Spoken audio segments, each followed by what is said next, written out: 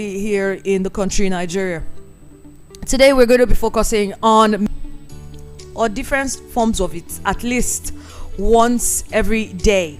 Maize farming in Nigeria is practiced across the country in small, medium, or large-scale capacities, and it serves as a significant source of income for many households that are into farming. Personally, I remember growing up and eating tuwo masara a lot, and it's something that I miss now. Cocoa. Yes, cocoa and kose, and akamu. Akamu is also maize, right? And some of us enjoy eating boiled corn or roasted corn, or popcorn. Not to even go into the real deal. Let's not get there. When you talk about the production of feed and what have you. Oh, absolutely.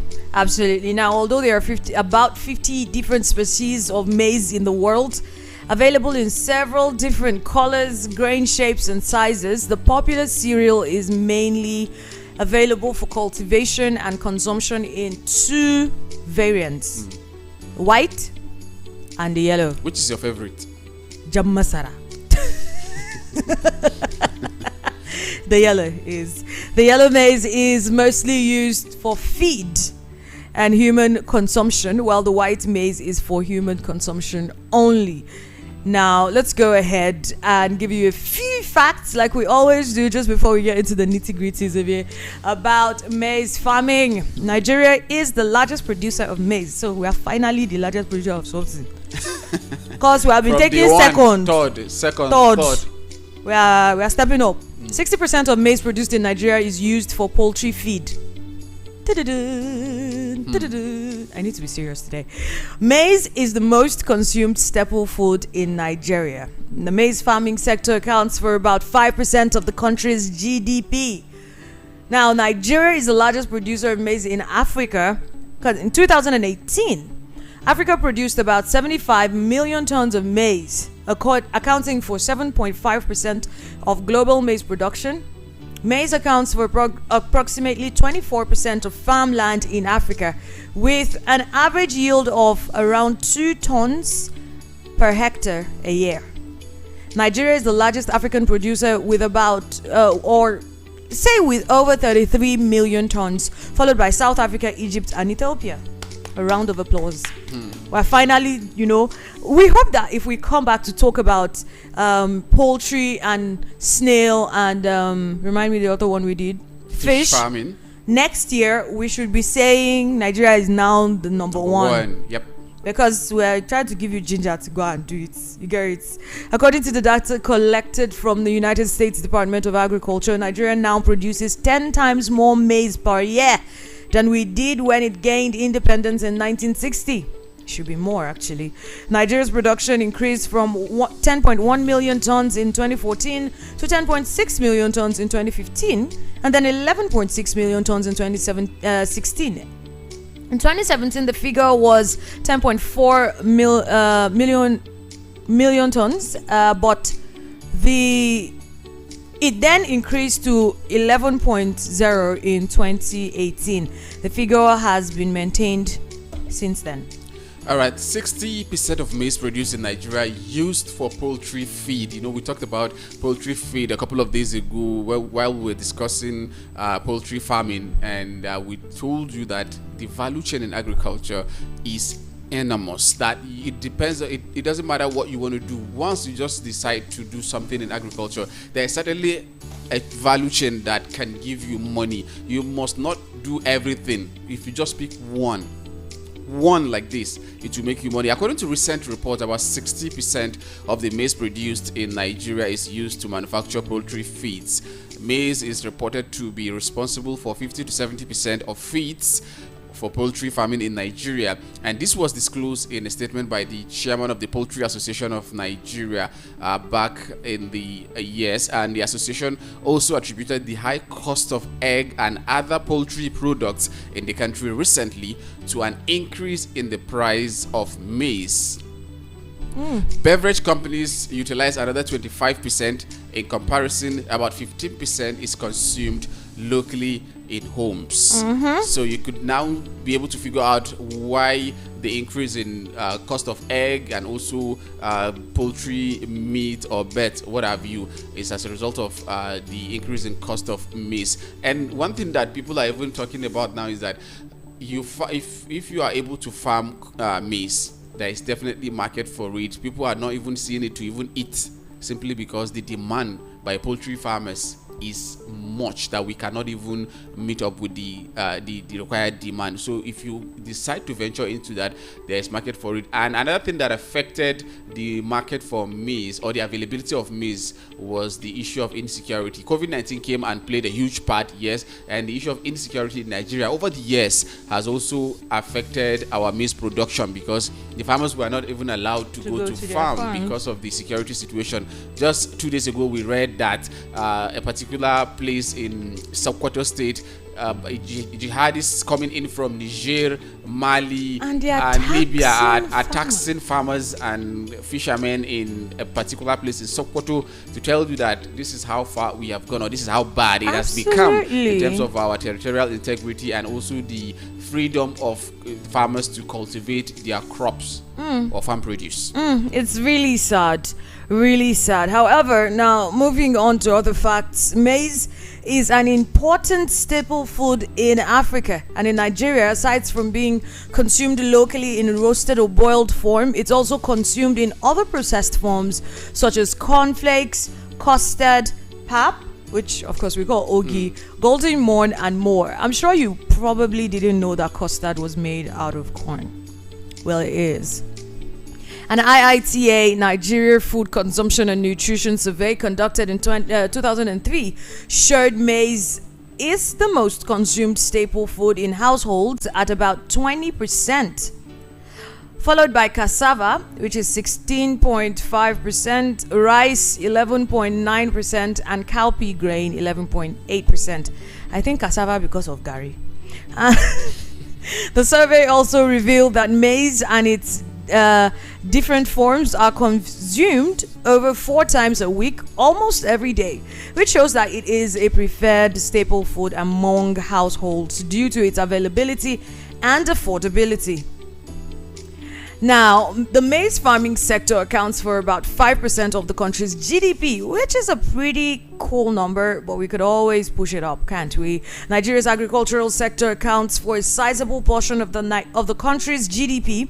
Agriculture contributed 22.35% to the total GDP between January and March 2021, increasing nearly 1 percentage point over the same period in 2020. Maize alone accounts for 5.88% of Nigeria's agricultural GDP.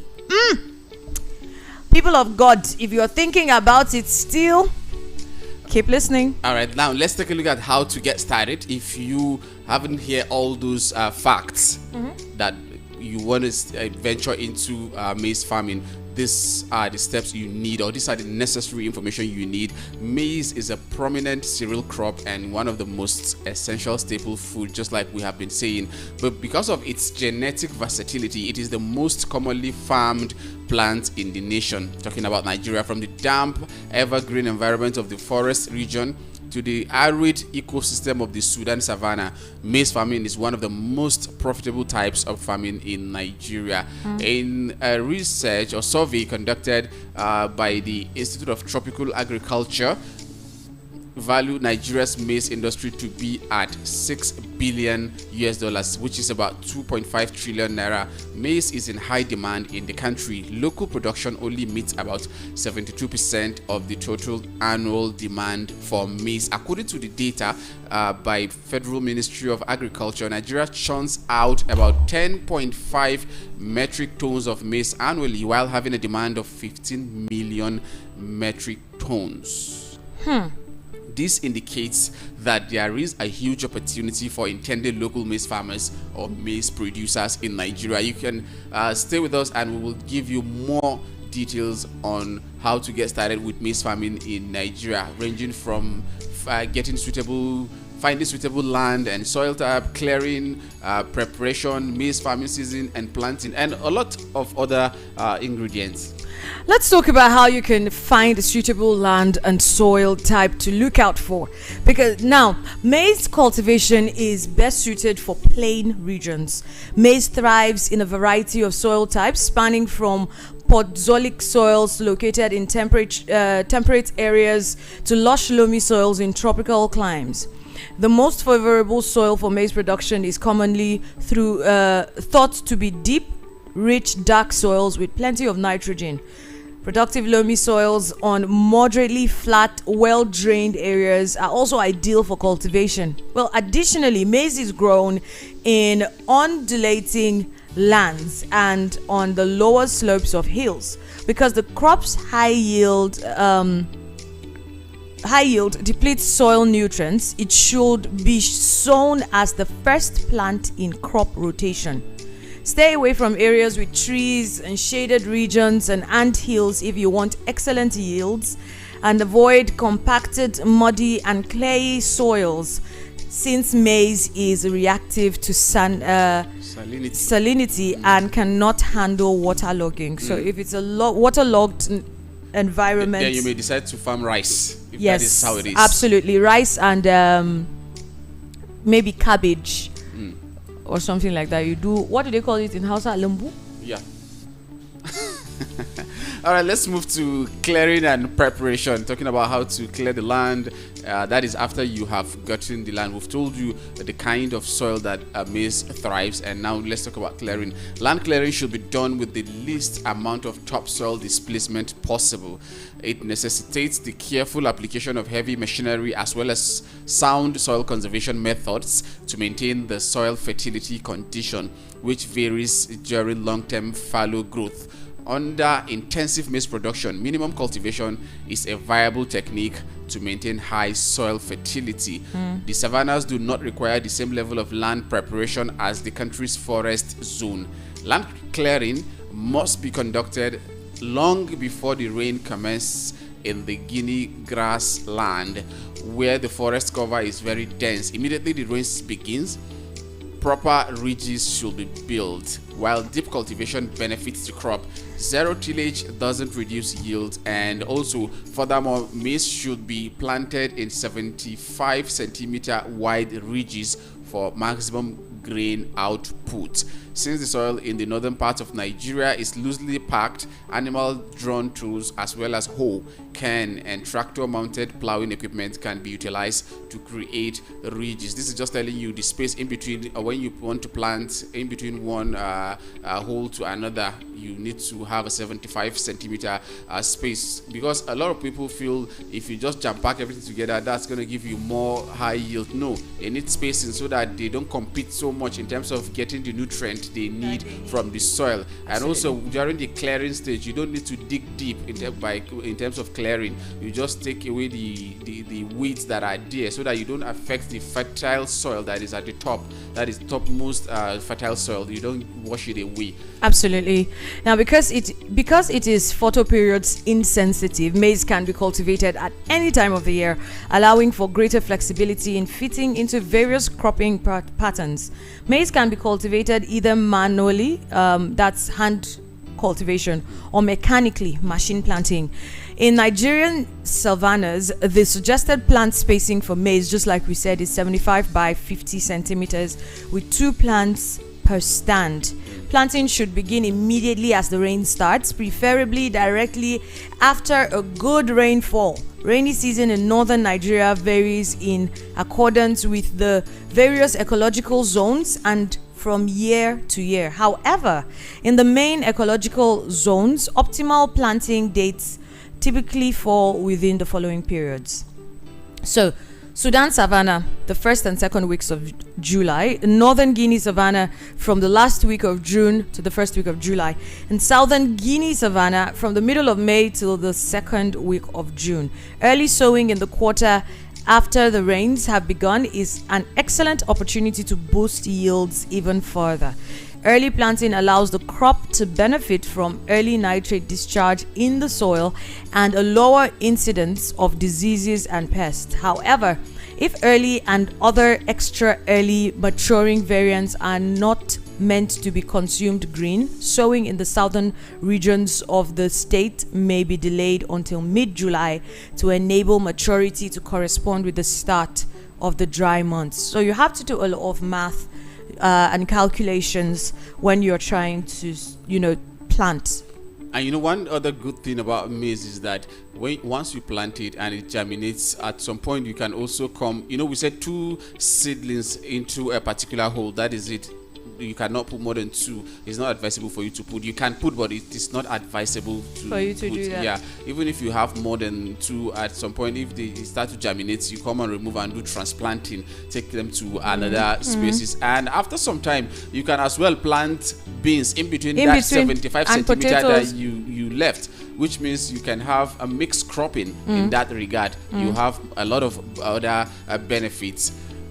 I know a farm. When we were in Mangu for a bit, we stayed in Mangu for a few years, and when we were there, I know I know different people that did that. There will be potato, there will be maize, there will be beans, and okra.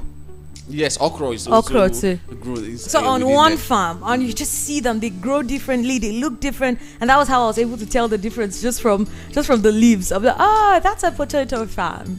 It's growing, and it feels good to know these things. All right, let's move to one thing that the president also talked about through Daily Alake yesterday, talking about fertilizer, that there's going to be immediate release of fertilizer, just like we read from the headline, and we hope that the fertilizer gets to the real farmers, not the portfolio farmers or the online farmers, just Absolutely. like we used to have, or the government farmers.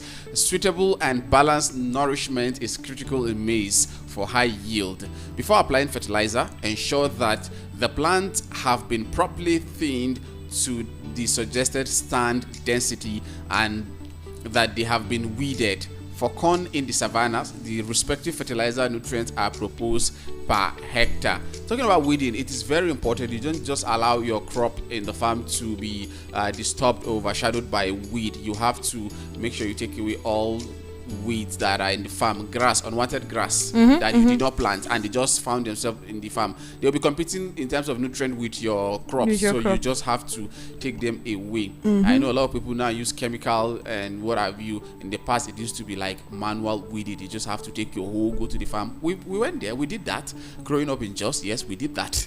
And let's take a look at... Count me out, I didn't do that. I did that. So I didn't do that. The respective fertilizer nutrients are proposed per hectare. Diamond phosphates, DAP, urea. Now urea is the commonest one. You got NPK 1414, urea. Yes, those ones. They are very popular when you come to it. So how to apply fertilizer to your maize cultivation solely depends on the region you are cultivating it. Northern Savannah, Southern Guinea Savannah, and Sudan Savannah. During application, all fertilizers must be buried before applying the second fertilizer dosage. So make sure the second weed removal has been completed. Okay. Make sure you do that. Now, excellent weed control in maize is required for high output. Weeds typically compete for sunlight, water, and nutrients with crops. I mean, he just mentioned that. Now, regular weeding is required to allow the maize plant to reach its full capacity in the field. Weeding must be done on a regular basis, especially during the initial stages of growth. Because the plant is shallow-rooted, avoiding mechanical damage during this operation is critical. In situations where soil depletion is severe, remodeling or earthing up of the ridges will be required to avoid lodging and excessive sun exposure of the roots. I remember like when they used to go to the farm. I told you we were in Mangu for a bit. That's the closest I was to agriculture. And our neighbors, I remember then Mama Mbele, she was a farmer. Like they had farms, several farms, and they'll go to the farm to weed. I'll remember how children will keep complaining when they're going, because sometimes we go with them, and you see how they would, if they weed it, when they finish weeding, they still come again and fetch the soil to cover. I don't know if you understand. After taking out, because when you're weeding, That's the name also, Thank you. So you know that when you're weeding, you're taking off soil. Yeah. So when they finish taking off all the soil and all that, they remove the weed. Then they now go back and start back the to put the soil on, the crops. And it's a beautiful process when you watch it. It's difficult when you're doing it yourself. Thank God you know I that. tried. I grabbed a hoe. I had blisters. Never did it again. For the rest, I never look. If I see a hoe, I don't even grab it anymore. I'm traumatized. She's a mouth farmer. I watch. All right, let's continue. Okay, you done with that? No, Yeah, absolutely I'm not. Now, it is recommended that 2 manual weeds be performed 2 weeks and 4 to 5 weeks after planting. Weeding may begin as early as 2 to 3 weeks after planting in locations where, Empirica cylindrica poses an issue. Also, more than 2 manual weedings might be needed. Herbicides can be utilized in controlling weeds on maize plantations where it is economically viable to do so.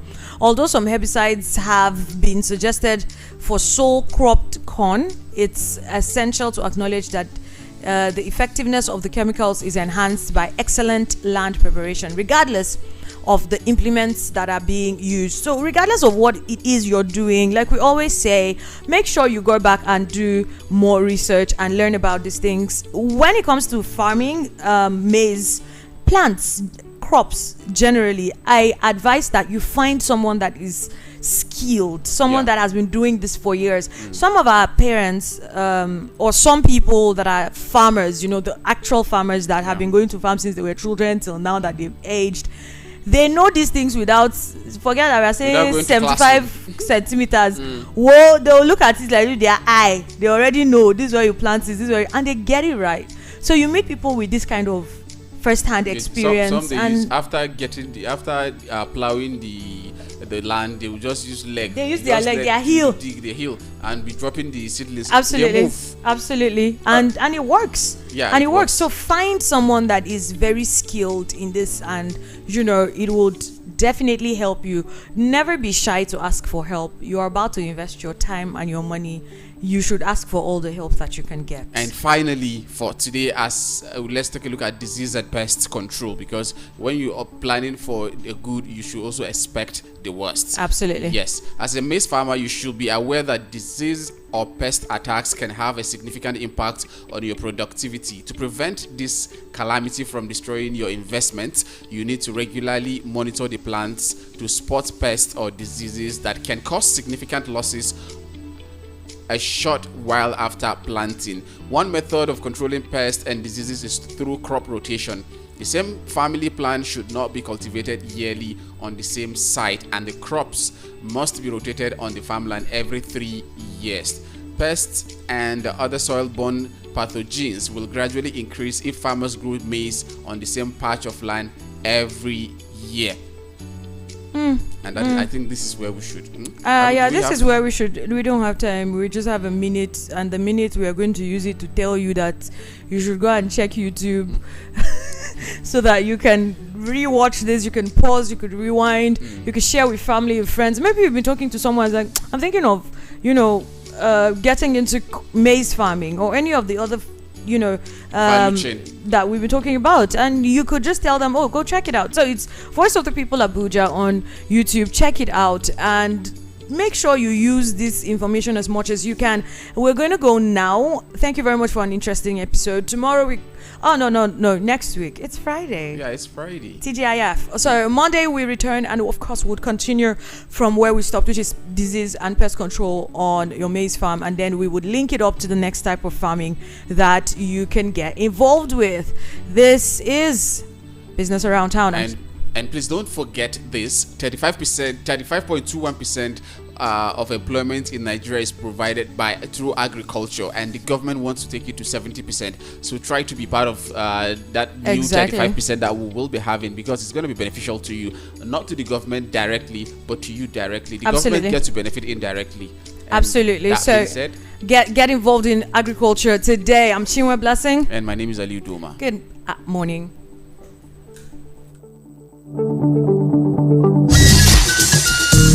The award award-winning pizza in the US is now here in Nigeria. Ladies and gentlemen, I present to you Romeo, the pizza champions, and Coldberry ice cream. Delight in every school. Visit any of our outlets and feel the rich taste from the pizza champions and Coldberry ice cream. At number 4, Ogbomosho Street, Area 8, Geriki, Abuja, or 3rd Avenue, Gwaripa, Abuja, or Federal Housing Estate, Phase 2, Lube, Abuja.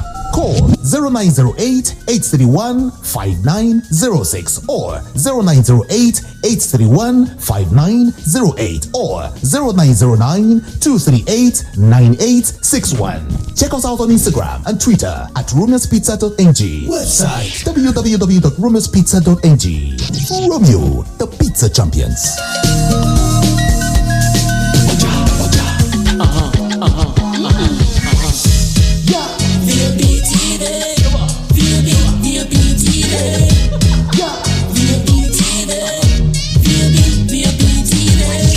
Serving you hot and fresh content on radio, and you have been loving it. Now we're taking it further.